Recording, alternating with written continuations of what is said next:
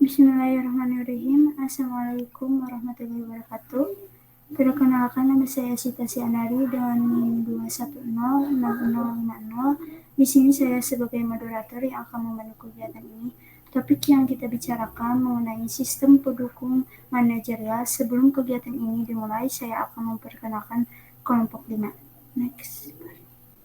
Yang pertama ada Muhammad Farah Maulana, yang kedua ada Siti Sarah Anasriah, yang ketiga ada saya sendiri Siti Sianari, yang keempat ada Muhammad Putri Hemansah, yang kelima ada Fahrial Sidik Al-Farisi, yang keenam ada Muhammad Fakih Amarullah. Materi yang pertama saya akan bacakan manajer pengambilan keputusan. Manajer atau manajemen adalah proses untuk mencapai tujuan organisasi melalui penggunaan sumber daya seperti orang, uang, energi, materi, ruang, waktu. Sumber daya ini dianggap masukan input, pencapaian tujuan dianggap hasil output. Dari proses ini, manajer mengawasi proses ini dalam usaha untuk memantapkannya. Secara umum, manajer memiliki 3 peran utama dibicarakan oleh Midberg tahun 1973. Yang pertama ada peran interpersonal atau figur yang ditiru, pemimpin, penghubung. Yang kedua ada peran informasi, pengawas, penyebar informasi atau juru bicara. Yang ketiga ada peran pengambil keputusan, wirausaha, orang yang mengenai masalah, penentu alokasi sumber daya, negosiator. Selanjutnya ada pengambilan keputusan. Keputusan mengacu pada pilihan yang dibuat dari 2 alternatif atau lebih. Ketika membuat keputusan, baik yang bersifat organisasional maupun personal, pengambil keputusan melalui proses yang sistematik dibaca oleh Simon tahun 1997 menjelaskan proses dalam 3 tahap utama. Yang pertama ada tahap inteligensi. Tahap inteligensi yaitu pengambilan keputusan dimulai dari tahap ini, di mana manajer memeriksa situasi dan mengidentifikasi serta mendefinisikan masalah. Yang kedua ada tahap desain atau pengambilan keputusan membentuk sebuah model yang menyederhanakan masalah. Yang ketiga ada tahap pemilihan. Tahap pilihan atau mencakup pemilihan solusi. Yang keempat ada tahap implementasi. Tahap implementasi ini yang sukses menghasilkan penyelesaian dari masalah atau awal atau peluang. Yang selanjutnya ada pembuatan model. Model dalam pengambilan keputusan adalah representasi yang disederhanakan atau adaptasi dari realitas. Manfaat dari pembuatan model dan pengambilan keputusan adalah yang pertama ada biaya dari eksperimentasi virtual jauh lebih rendah daripada biaya eksperimentasi yang dilakukan dengan sistem nyata. Yang kedua ada model. Model memungkinkan kompilasi atau simulasi. Bertahun-tahun operasi dapat disimulasi dapat hitungan detik pada waktu komputer. Yang ketiga ada manipulasi model dengan mengubah variabel. Jauh lebih mudah daripada memanipulasi sistem nyata. Oleh sebab itu, eksperimentasi lebih mudah dilakukan dan tidak mengganggu operasi harian di organisasi. Selanjutnya ada mengapa manajer membutuhkan ruang II. Meskipun informasi banyak tersedia, pengambil keputusan menjadi semakin sulit karena kecenderungan. Yang pertama ada jumlah alternatif yang perlu dipertimbangkan semakin meningkat karena inovasi dalam teknologi, perbaikan komunikasi, perkembangan pasar global, dan penggunaan internet dan isu-isu kunci dari pengambilan keputusan yang baik adalah menggali dan membandingkan alternatif yang relevan. Semakin banyak alternatif yang ada, semakin banyak pencarian dengan bantuan komputer dan perbandingan yang dibutuhkan. Yang kedua ada biasanya keputusan harus dibuat di bawah tekanan waktu. Seringkali tidak mungkin untuk memproses informasi yang dibutuhkan secara manual untuk mendapat hasil yang cepat dan efektif. Yang ketiga ada karena peningkatan ketidakpastian dalam lingkungan, keputusan menjadi semakin rumit. Biasanya perlu untuk melakukan analisis yang canggih untuk dapat membuat keputusan yang baik. Analisis semacam ini memerlukan penggunaan model. Kecenderungan ini menyebabkan kesulitan dalam pengambilan keputusan, namun analisis yang terkomputerisasi akan sangat membantu. Selanjutnya ada teknologi informasi mendukung manajer. Teknologi informasi untuk mendukung manajer disebut dengan sistem pendukung manajemen atau manajemen subsistem (MSS). Teknologi TI utama yang didesain untuk mendukung manajer adalah: yang pertama ada sistem pendukung DSS, yang kedua ada sistem pendukung eksekutif, yang ketiga ada sistem intelijen. Yang selanjutnya ada kerangka kerja untuk analisis keputusan terkomputerisasi. Untuk memahami sistem pendukung manajemen dengan lebih baik, keputusan perlu diklasifikasikan dalam dua dimensi utama. Yang pertama ada struktur masalah. Struktur masalah adalah dimensi pertama adalah struktur masalah, di mana proses pengambilan keputusan berada dalam urutan mulai dari keputusan sangat terstruktur hingga keputusan sangat tak terstruktur.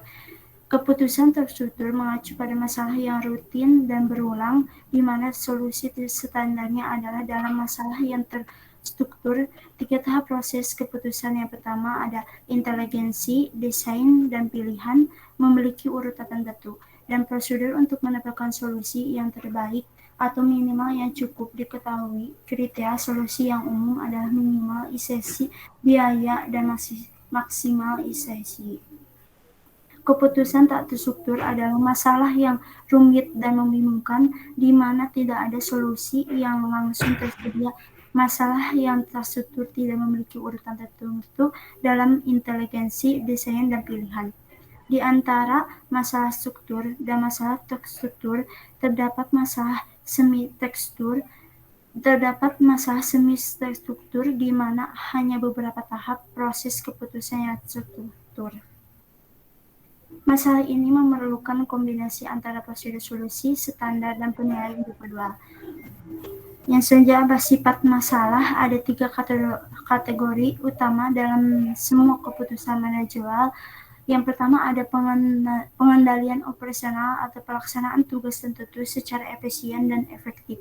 Yang kedua ada pengendalian manajemen atau akuisisi dan penggunaan sumber daya secara efisien dalam mencapai tujuan organisasi. Yang ketiga ada perencanaan strategis, tujuan jangka panjang, dan kebijakan untuk pertumbuhan dan alokasi sumber daya. Selanjutnya, materi selanjutnya sistem pendukung keputusan akan dibacakan oleh rekan saya yang bernama Muhammad Fikri. Terima kasih. Semangat.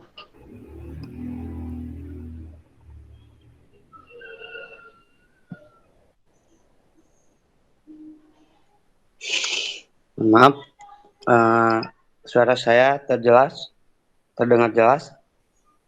Ya, terdengar. Ya, kenalkan, nama saya Fikri Hermansyah, NIM 2106096. Di sini saya akan meneruskan materi yang sudah disampaikan oleh teman saya. B. Sistem pendukung keputusan. Didefinisikan secara umum, sistem pendukung keputusan Decision Support System (DSS) adalah sistem informasi berbasis komputer yang menghubungkan model data guna menyelesaikan masalah semi-tekstur dan beberapa masalah tekstur dengan keterlibatan pengguna secara luas. 1. Kemampuan DSS. DSS juga merupakan model matematika dan juga memiliki kemampuan khusus yang terkait dengan yang disebut analisis sensitivitas.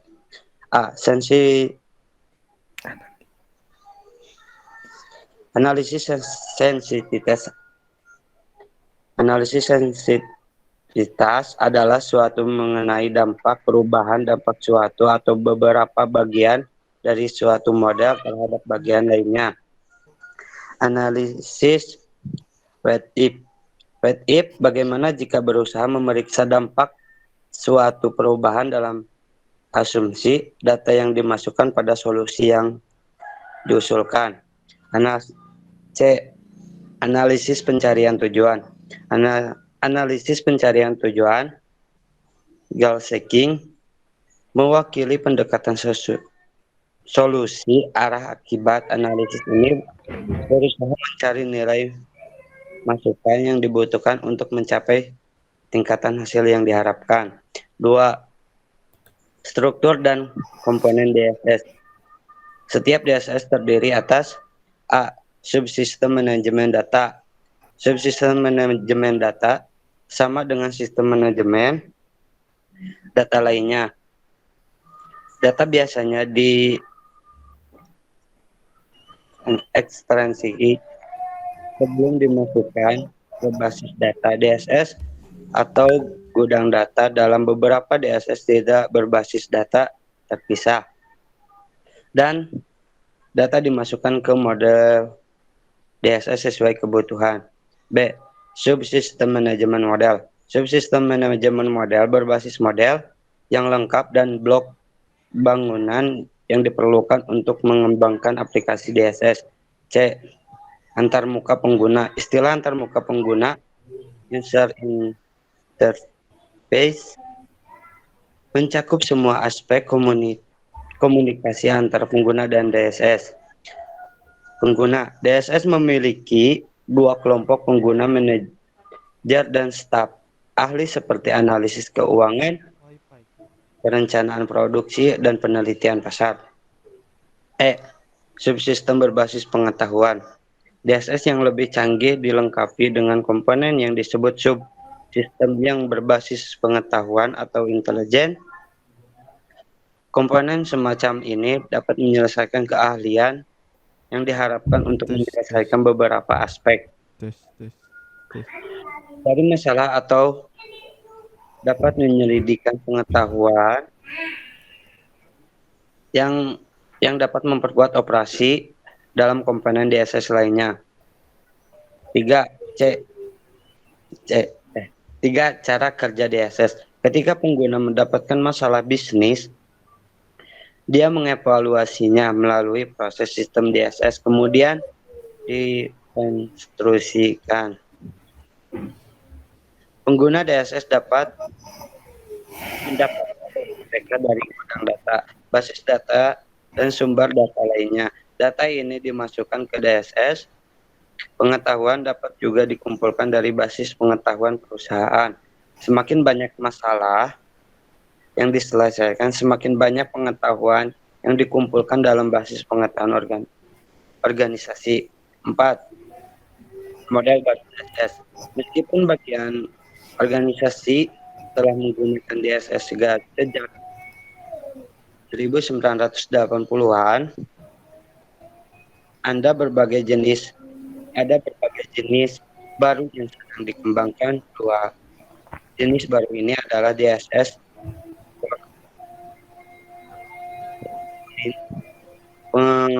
pengambilan keputusan Porlin adalah proses di mana perusahaan mengotomatiskan proses keputusan dan mengirimnya ke seluruh bagian organisasi dan kadang-kadang ke mitra. B. DSS Real Time. Saat ini keputusan bisnis harus dibuat pada saat tepat dan biasanya di bawah tekanan waktu untuk melakukan hal ini, manajer perlu mengetahui apa yang terjadi pada bisnis saat ini dan mampu secara cepat memilih alternatif keputusan yang terbaik. 5. DSS kelompok. Pengambilan keputusan sering merupakan proses bersama.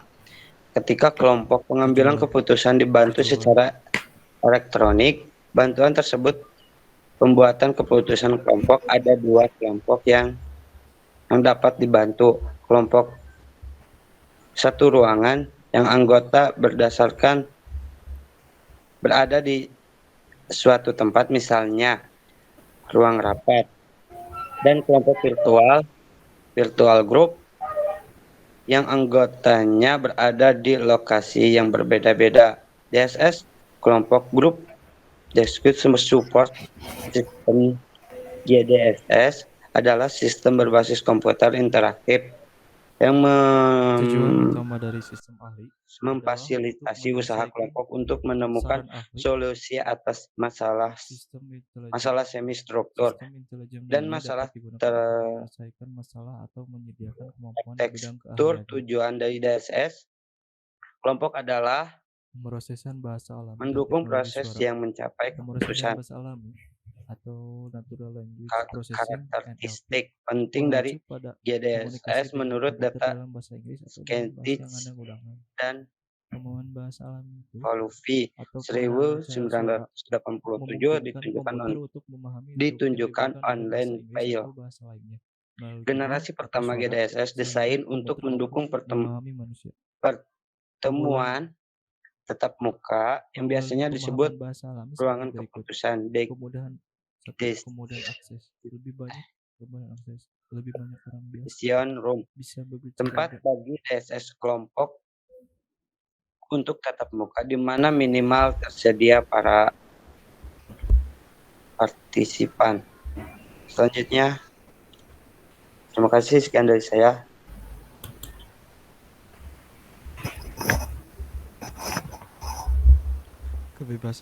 kebebasan manual. Selanjutnya, Komunikasi dengan menggunakan komputer materi sistem pendukung keputusan perusahaan dan eksekutif akan dibicarakan oleh bicara juga Saudara memungkinkan Mahril. orang dengan tangannya Baik, terima tercap kasih. menggunakan komputer. Perkenalkan, nama saya Fahrial Sidik Alpariji, NIM 2106038. Saya akan membawakan materi sistem pendukung keputusan perusahaan dan eksekutif. Di dalam sistem pendukung keputusan perusahaan dan eksekutif ada 3 kategori, yaitu yang pertama DSS organisasional.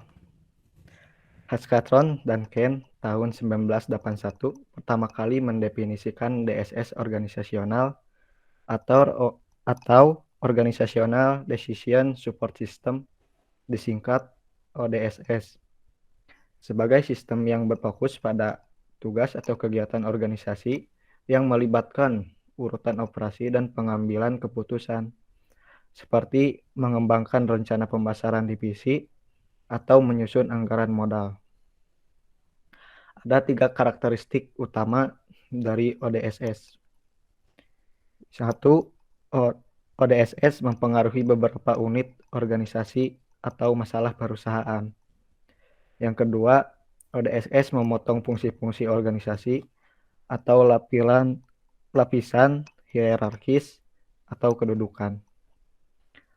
ODSS melibatkan teknologi berbasis komputer dan biasanya mencakup teknologi komunikasi.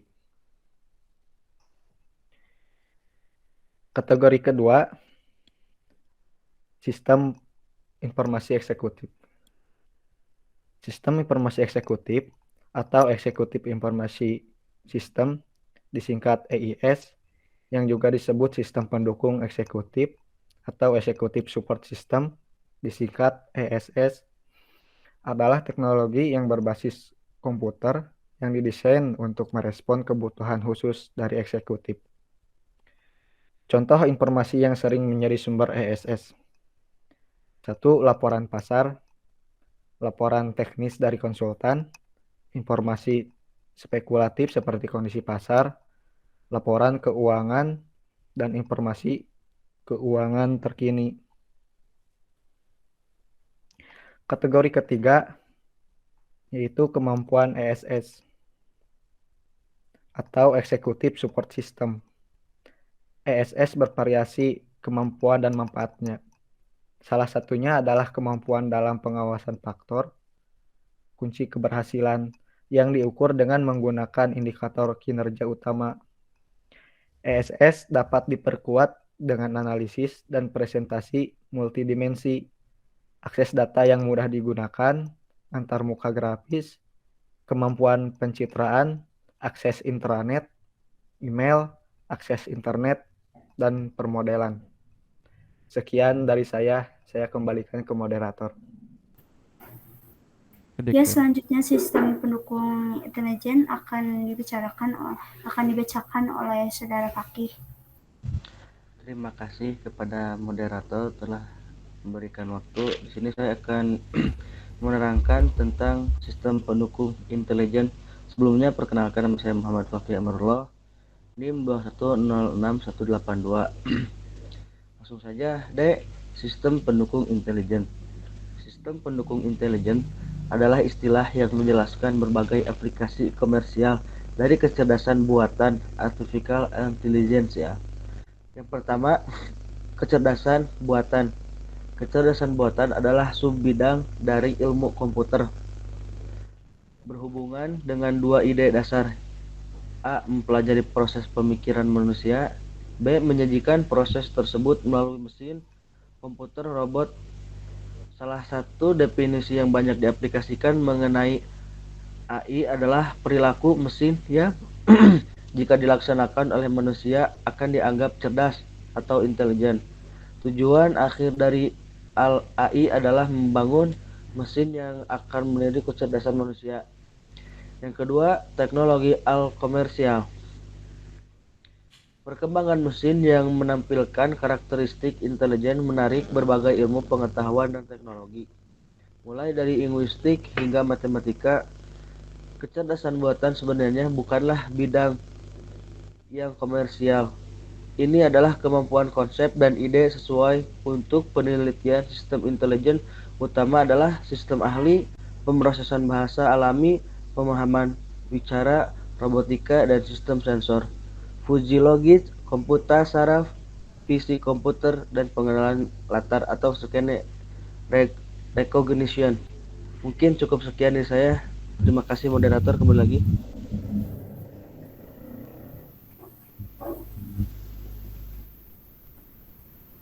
Ya, selanjutnya materi sistem ahli akan dibacakan oleh Saudara Siti Sarah. Oke, sebelumnya perkenalkan, nama saya Siti Sarah Nasyah dengan NIM 2106046. Sebelumnya maaf kalau berisik. Di sini saya akan mempresentasikan tentang sistem ahli. Sistem ahli atau Express System atau IS adalah usaha untuk meniru seorang ahli dengan menerapkan metodologi penalaran atau pengetahuan dalam ranah tertentu. Sistem ahli dapat mendukung pengambilan keputusan atau mengganti mereka secara keseluruhan. Keahlian dan pengetahuan. Keahlian adalah pengetahuan yang luas dan sesuai dengan tugas yang diperoleh dari pelatihan, membaca, dan pengalaman. Ini memungkinkan para ahli untuk membuat keputusan yang lebih baik dan lebih cepat dari non-ahli dalam menyelesaikan masalah yang rumit. Keahlian memerlukan waktu yang panjang atau mungkin bertahun-tahun untuk diperoleh dan didistribusikan di dalam organisasi secara tidak merata. Transfer keahlian dalam seorang ahli ke komputer, kemudian ke pengguna melibatkan 4 aktivitas. Yang pertama itu adalah pemerolehan pengetahuan yang diperoleh dari para ahli atau sumber-sumber dokumentasi. Yang kedua ada representasi pengetahuan. Pengetahuan yang diperoleh atau diatur berdasarkan peraturan atau keterangan dan disimpan secara elektronik dalam basis pengetahuan. Yang ketiga ada impresi pengetahuan. Dengan adanya keahlian yang diperlukan yang disimpan dalam basis pengetahuan, komputer diprogram agar dapat membuat inferensi.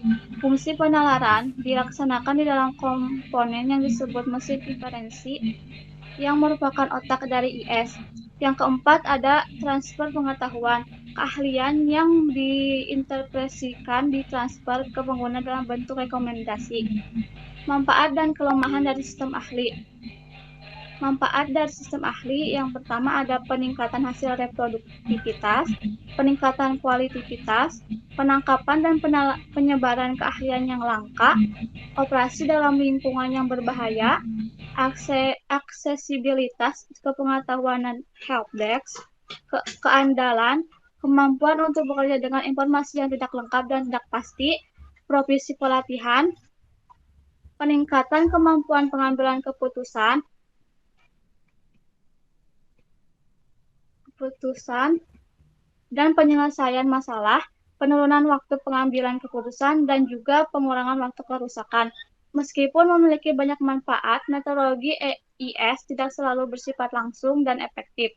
Sistem ahli mungkin tidak dapat mencapai kesimpulan, misalnya bahkan beberapa sistem ahli yang dikembangkan secara penuh tidak dapat memenuhi 2% dari pesanan yang disajikan bagi mereka, dan akhirnya sistem ahli seperti ahli kadang-kadang menghasilkan rekomendasi yang tidak tepat. Komponen sistem ahli. Ada beberapa komponen sistem ahli. Yang pertama ada basis pengetahuan. Basis pengetahuan berisi pengetahuan yang diperlukan untuk memahami, merumuskan, dan menyelesaikan masalah. Ini mencakup dua elemen dasar. Yang pertama, fakta-fakta seperti situasi masalah dan teori area masalah. Yang kedua, peraturan yang mengarahkan pengguna pengetahuan untuk menyelesaikan masalah tertentu dalam ranah tertentu. Komponen yang kedua adalah mesin inferensi.